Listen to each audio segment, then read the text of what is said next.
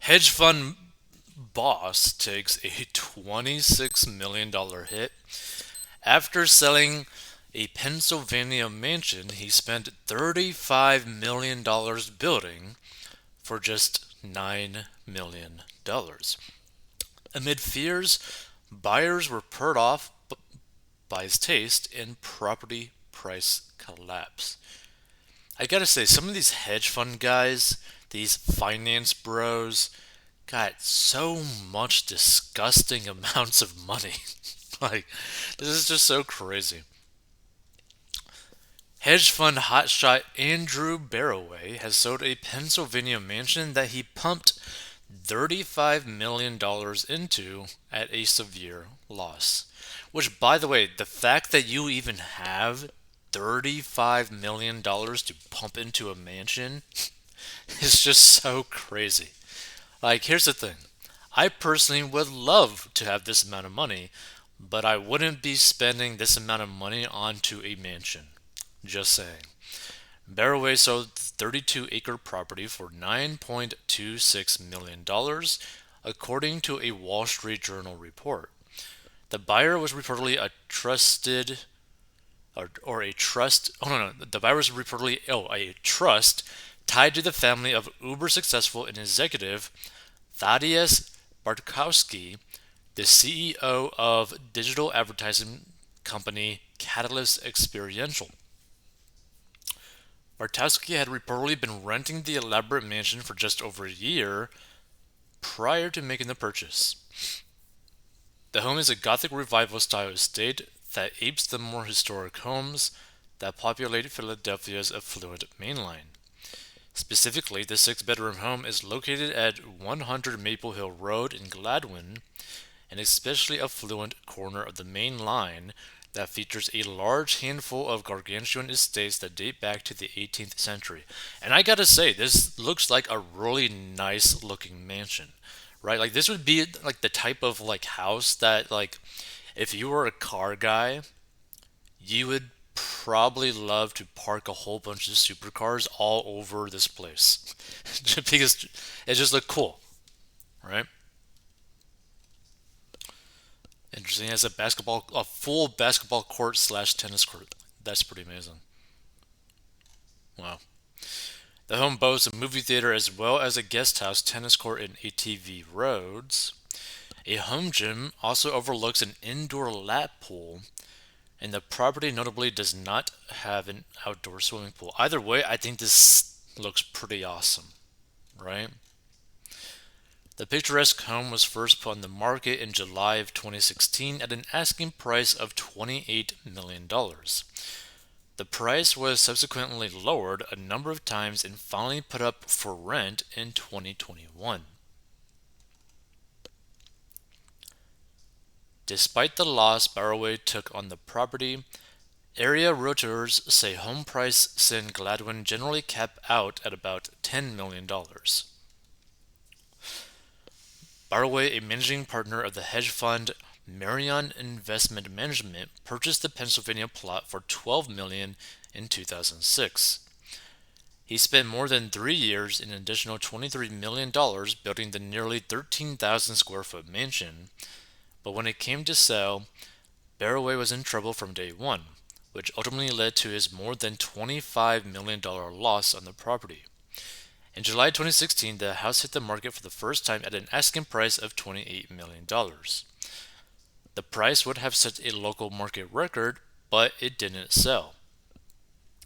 After a number of price cuts, it was announced in 2019 that Barrow intended to sell the estate at auction with a reserve price of $14.9 million. The auction process, however, failed and the property was listed for rent on Zillow in 2021 at a price of $40,000 a month. I cannot even justify potentially spending $40,000 a month on basically anything.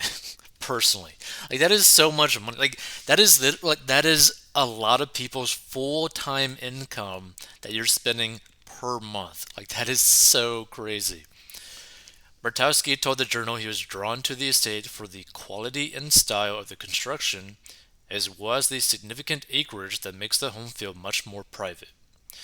He noted that despite an official price tag of 9.26 million, the transaction involved the sale of a number of other assets that are not reflected in that price point. The real total, he said, is higher, though he declined to note the actual number or the other assets involved. Interesting. The home also comes complete with a tricked out man cave that features pool and ping pong tables, as well as novelty items like a jukebox, reminiscent of the one features on 70s TV show Happy Days. Very interesting.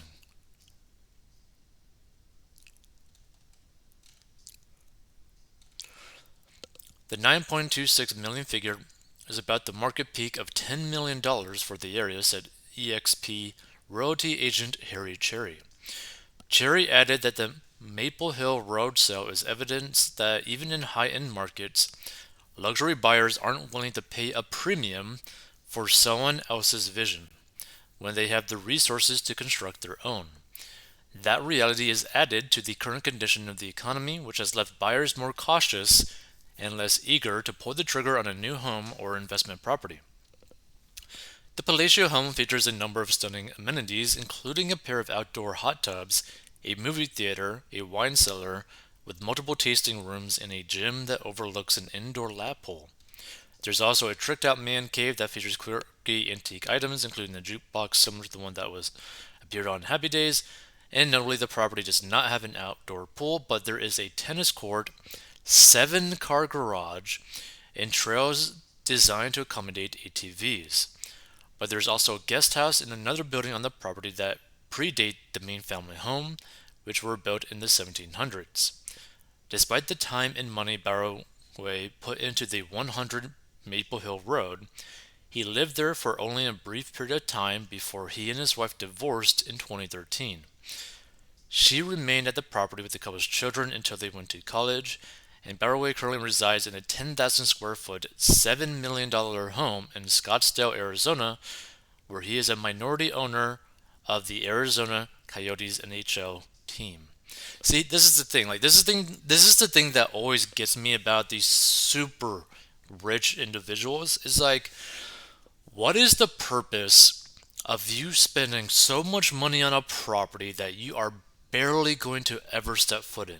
I never understood that, right? And for him, it basically led to him losing a lot of money.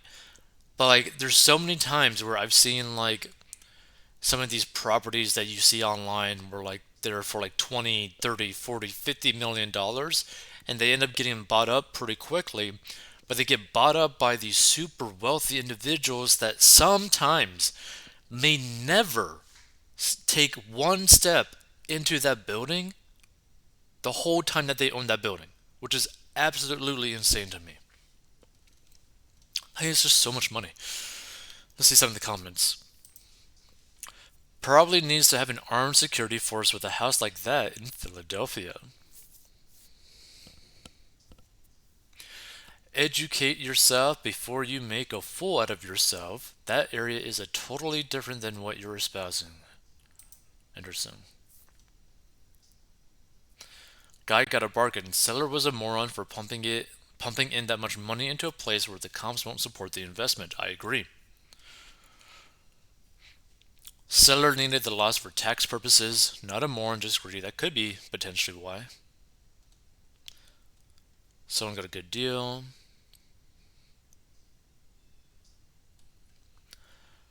Looks very expensive to maintain, probably. I've come to think that hedge fund manager is a synonym for con artist. I'm not sure if that's true or not, but they don't seem to actually do anything, and they are outrageously wealthy. Maybe it's just on paper, I don't know.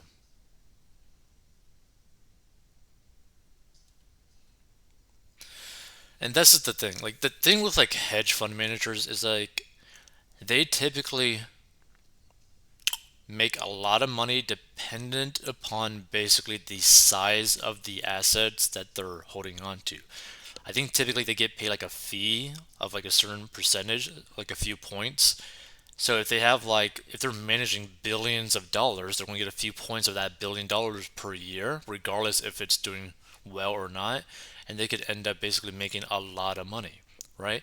But the funny thing is, the majority of people, if you were to just stick your money into something like the S&P 500 index, and like either using like SPY or a Vanguard equivalent or whatever, you're probably going to do better than the majority of these hedge funds, and it's going to cost you less to do it. But yeah, feel free to give your thoughts. If you want to learn how to get out of debt, go down below.